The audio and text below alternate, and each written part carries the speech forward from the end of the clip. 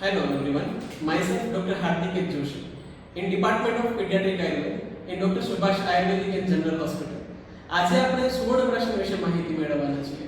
તો પ્રશ્ન એ થશે કે સુવર્ણપ્રાશન એટલે શું? સુવર્ણપ્રાશન મુખ્યત્વે બે શબ્દનું બનેલું છે જે આપણે જોઈ શકીએ છીએ, સુવર્ણ અને પ્રાશન.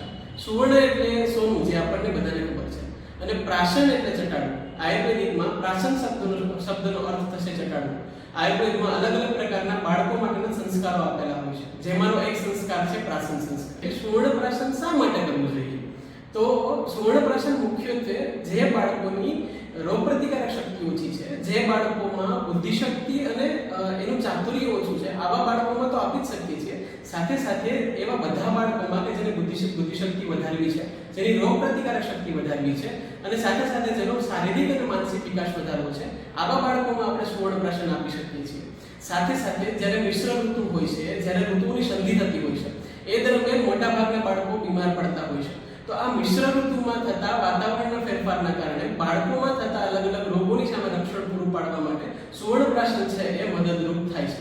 સુવર્ણપ્રાશન બનેલું શેનું હોય છે? સુવર્ણપ્રાશનમાં મુખ્યત્વે ત્રણ ઘટકો રહેલા હોય છે.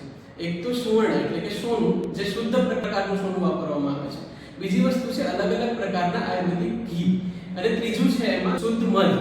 આ ત્રણેય વસ્તુઓ ભેગી કરીને સુવર્ણપ્રાશન બનાવવામાં આવતું હોય છે. આ સુવર્ણપ્રાશન છે કોને આપવું જોઈએ? તો મોટે ભાગે જ્યારે બાળકનો જન્મ થાય છે ત્યારથી લઈને 12 વર્ષના બાળકો, કે જે 0 થી 12 વર્ષના બાળકો છે, આ બધા બાળકોમાં આપણે સુવર્ણપ્રાશન આપી શકીએ છીએ અને સુવર્ણપ્રાશનના અલગ અલગ લાભો લઈ શકીએ છીએ. આવી જ રીતનું સુવર્ણપ્રાશન દર પુષ્ય નક્ષત્રમાં અમે પણ doctor Subhash Ayurvedic and general હોસ્પિટલમાં આપીએ છીએ. અને આ કેમ્પમાં